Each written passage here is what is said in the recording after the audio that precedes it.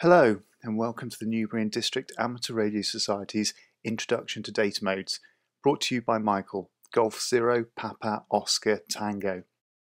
This isn't intended to be a detailed primer on using datamodes, but rather it's a basic introduction to some of the more popular datamodes used in amateur radio communications for the newcomer to get a feel of what's possible.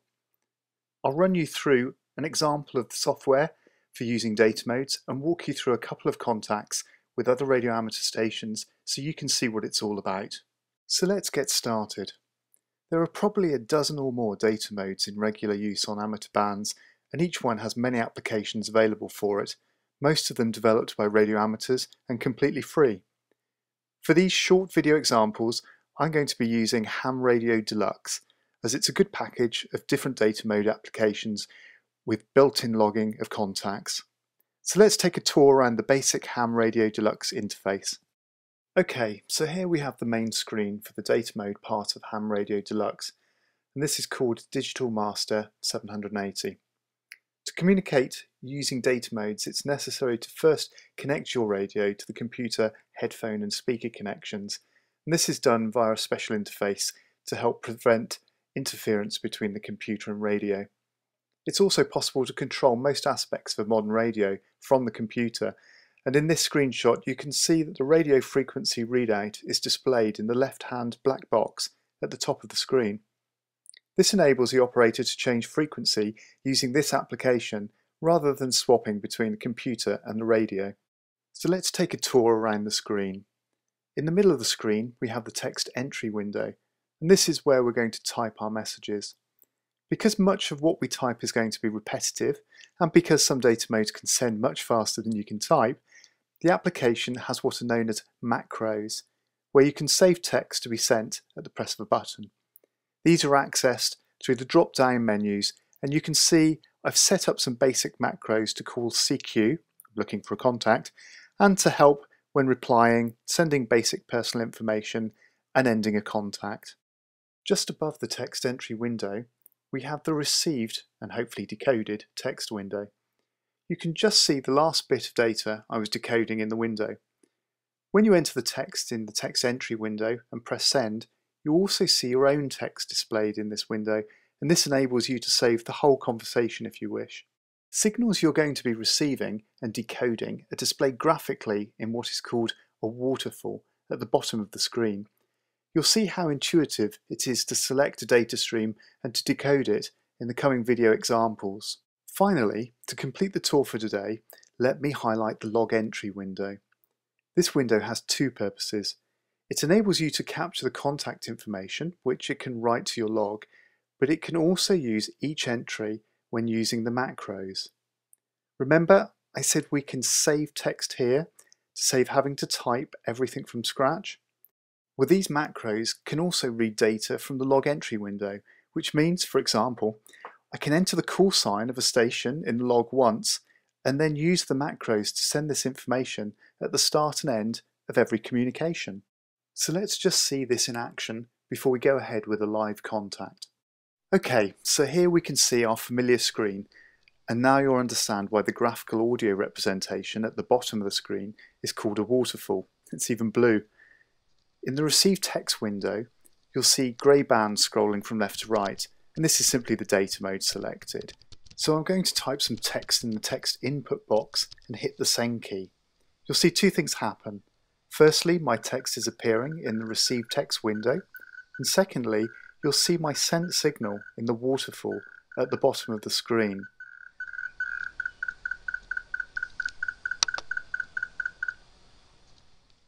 Right, now let me demonstrate entering some information in the log entry window, and then we can see how it's picked up by the macros. I'll make up a call sign, Charlie 4 Lima Lima, and you'll see that this software immediately populates the country field based on the call prefix. And let's add a name and a location for the station I'm calling.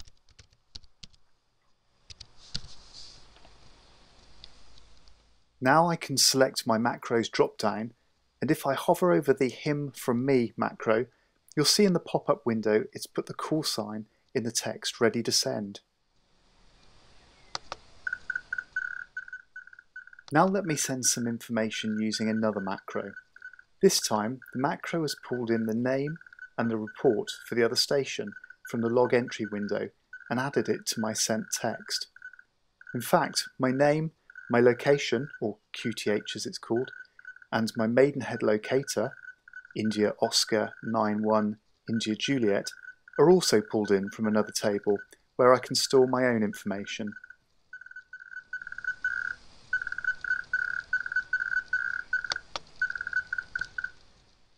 Okay, so now we're familiar with the basic interface, let's go and explore some data modes and make a few contacts.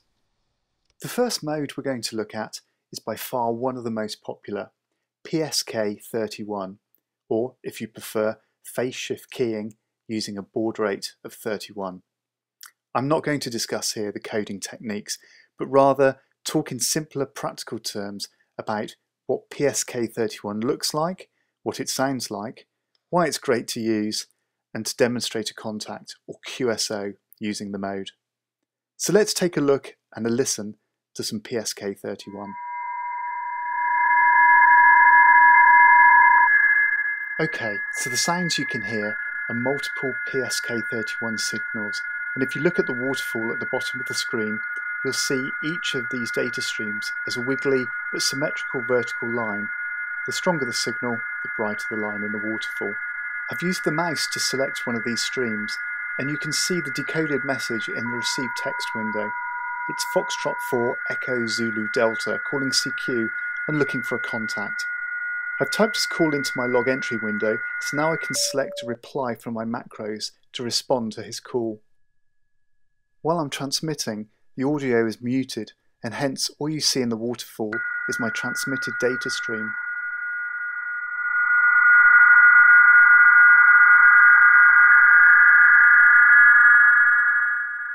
Foxtrot 4 Echo Zulu Delta responds, and you see the incoming decoded text appear in the received text window.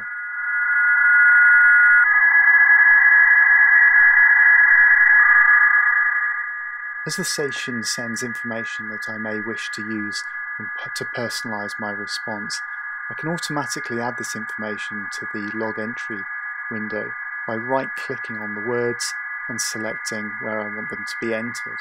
In this case, Jean-Pierre is a double-barreled name, and I've had to manually enter the Pierre, the second part, but the QTH Bedaïd has successfully been entered into the QTH section of the Add Log Entry window. So I can right-click on his locator and select Locator from the drop-down list, and you'll see that appears under Locator in the log entry window.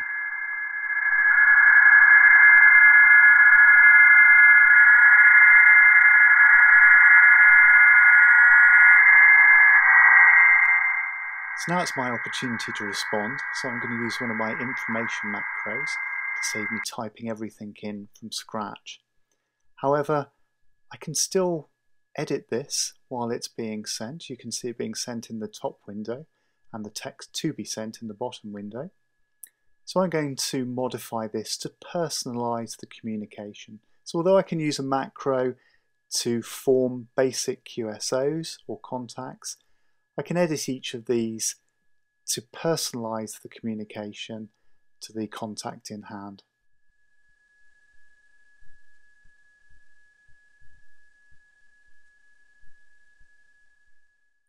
PSK31 runs at a speed fairly similar to a competent typist. So as you can see the speed it's actually sending as it crosses through the text in the send text window and appears in the receive text window. But it's still possible to type if you're a good typist in real time. As Jean-Pierre responds to me, you'll see that his signal in the waterfall under the yellow marker is much diminished from what it was at the outset, and now it'll start to get brighter. And that was because there was another signal very, very close, approximately 70 or 80 hertz away. And that's one of the great things about PSK31. You can have adjacent signals very, very close and still maintain a communication.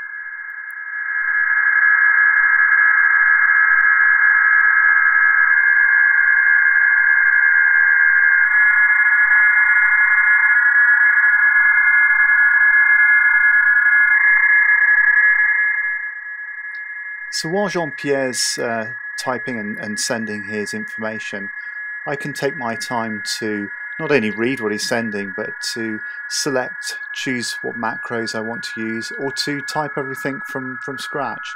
But this is an ideal opportunity to start preparing my response in advance of him finishing, and that means I can respond immediately.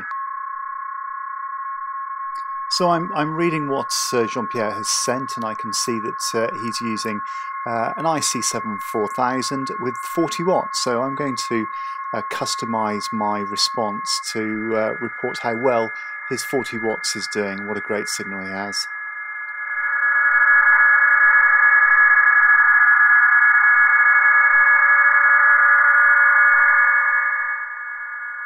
So I've just realised that my macro might not be entirely clear to a non-English speaker. I've just put that I'm using a rig blaster, and I want to just adjust that to make it clear that I'm talking about the data interface that I use to connect the radio to the PC.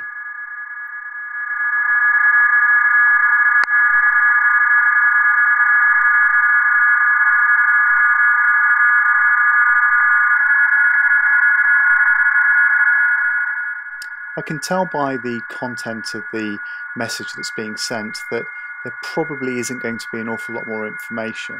So at the moment I've got B to you, back to you, and I can see now that we're probably not going to exchange very much more information. So I'm going to edit this now just to say thank you very much, pass it back to you just for a final.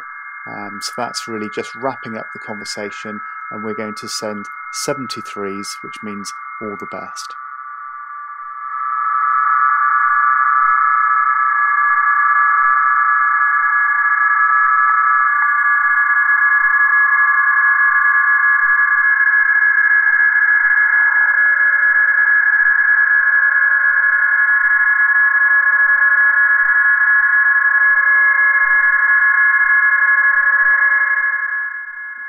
And in fact, it looks like we really are not going to send very much more, so this is going to be my final over. So just edit this again now, just to say, okay my friend, 73s and good luck, and then that will be my final over. What I forget to do here is to terminate the contact with SK. I've just left KN, which normally means please respond, name station, and I should really terminate the contact with SK. So, as I send my information, let's wrap up PSK31. PSK31 then is a great mode as an introduction to data. There's a lot of activity to be heard on the amateur HF bands, and a large number of stations can fit into a very small bandwidth, and signals don't need to be that strong. You don't always receive all the other stations' information perfectly formed. Sometimes data does become corrupted, but on the whole, PSK31 is reasonably error-free. I highly recommend creating some macros to send the basic exchanges, but don't be afraid to ad-lib and edit them on the fly.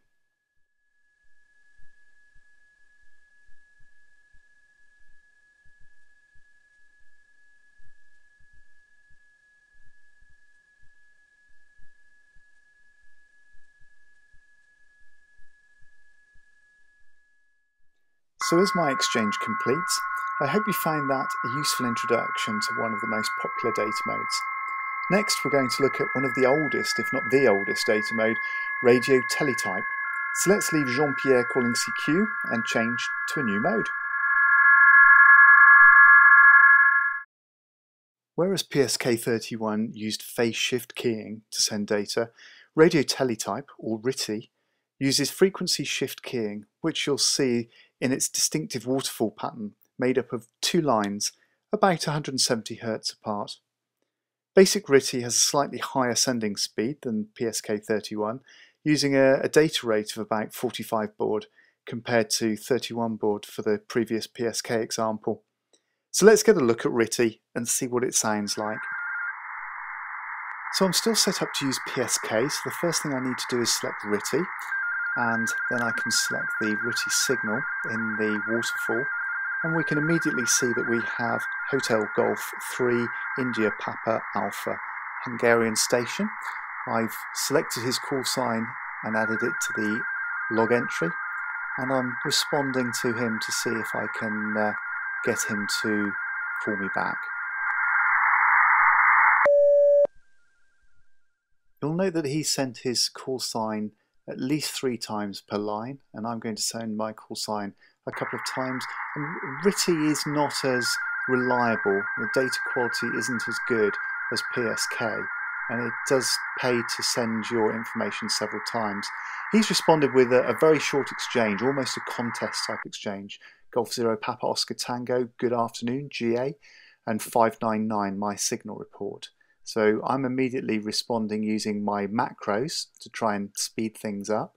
And as you can see, I've made a slight mistake in that I've sent 2 macros, both of which had his call sign and my call sign. So they're concatenated together in the first line, but it's clear enough what I mean. And now I'm sending his report, which is already entered into the add log entry. Because I haven't entered his name, my macro has substituted what would be his name with OM, which means old man. And it's just a typical way of addressing another radio amateur. You'll notice under the info I've sent my qrz.com link, and actually I've just entered that as a standard www.qrz.com piece of text, and the application has turned that into a hot link. So if I'd received that, I could select that now and immediately jump to the other station's webpage. Now at the conclusion of this over, I've realised that I haven't got a macro with the wording that I want. So I'm having to actually type as quickly as I can to try and keep up with the RTTY sending speed. I made a couple of typo errors, but nothing serious.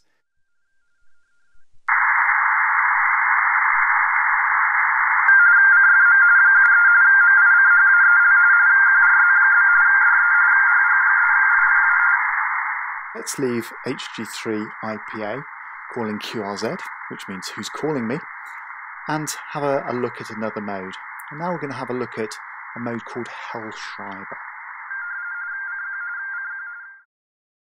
Hellschreiber isn't a fantastically popular mode, but I've included it as an example of a slightly different approach to sending data. Hellschreiber was a facsimile based teleprinter, essentially what we would today call a fax, but this was developed in the 1920s. Hellschreiber was named after its inventor, Rudolf Hell, and literally translates as light or bright writer.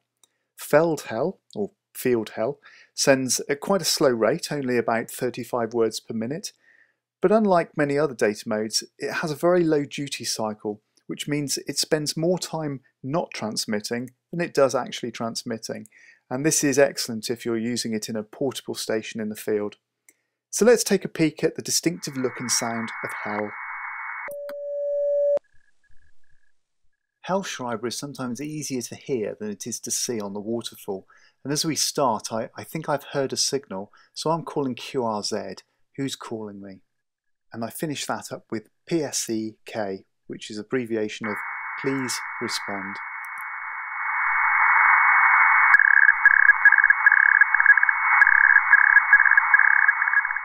So I've got a bite. India Victor 3 India Hotel Foxtrot, an Italian station, has responded. Now, unlike the other data modes, because Hellschreiber is a facsimile, it's a graphical representation, I can't right click on the data to automatically fill in my log entry window. So I have to manually start typing in the information that I want to use in my macros. Now in my sent text, you'll notice that I appear to be sending 3 lines, or at least one whole line and half a line at the top and the bottom. And the reason for this is because certainly in the old mechanical machines, if the 2 systems weren't synchronized, you could get a skewing of the text where it started to be sent diagonally. And you can kind of see that with the information that's been sent by the Italian station. His text scrolls upwards from the bottom left to the top right. But because of this multi-line effect, you always have the whole character shown somewhere on the line. So I select my final macro, which is B to you, back to you, because I haven't entered the station's name. it's just put OM for old man. So back to you, old man. India Victor 3, India Hotel Foxtrot, from Golf 0 Papa Oscar Tango, and a K asking him to respond.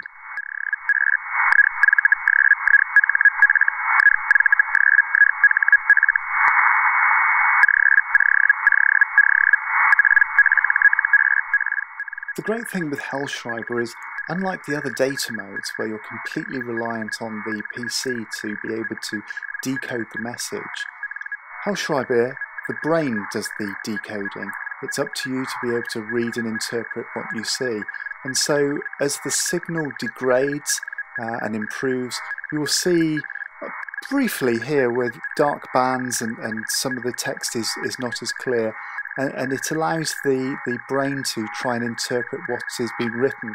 And the brain tends to be far more effective at doing that, certainly in poor signal conditions, than the PC is.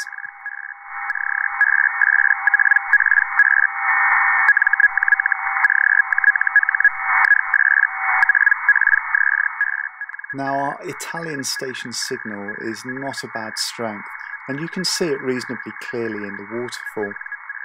However, with Hellschreiber, you can still interpret what is being sent with quite minimal signal levels, and sometimes it's very difficult to be able to actually pick out where in the waterfall the signal is.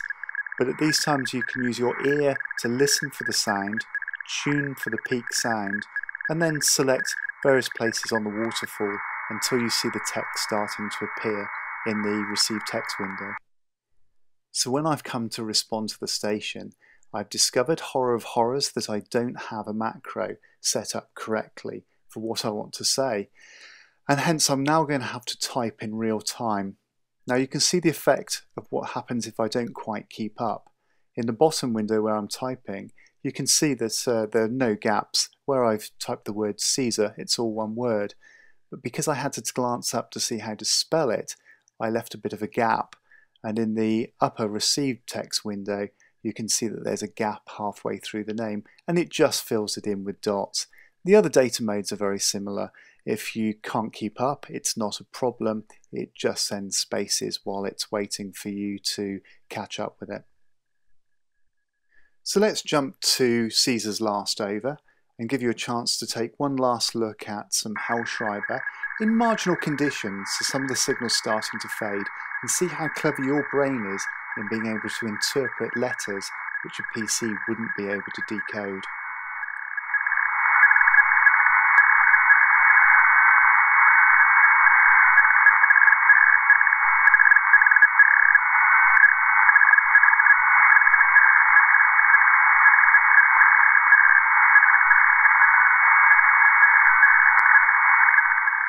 Okay, so that's been an example of Hellschreiber. As you can see, it's very different to the other data modes, looking more like a fax on a ticker tape, but it has that wonderful advantage of using your brain to perform the decoding and interpretation, which means you can use it in noisy radio environments or where there's broadband interference. It's a fun mode, and whilst not heard as much as PSK31 or RTTY, it still has a hardcore of fans who will love to welcome you to the mode.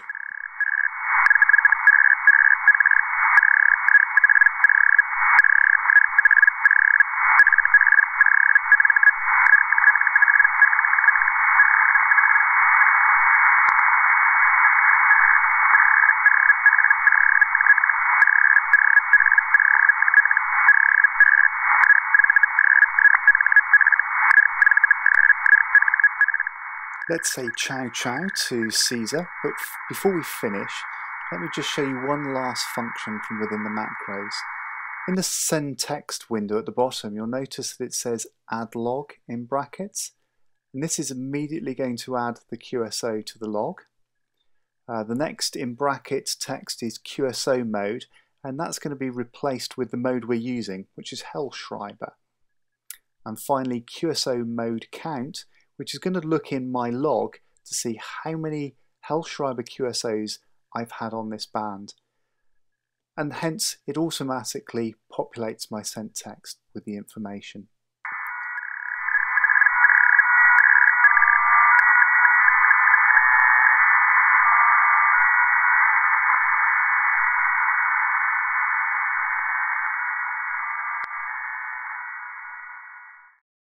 Well, I hope you've enjoyed this short introduction to data modes and that you're inspired to go and try these out and then explore some of the many other data modes available.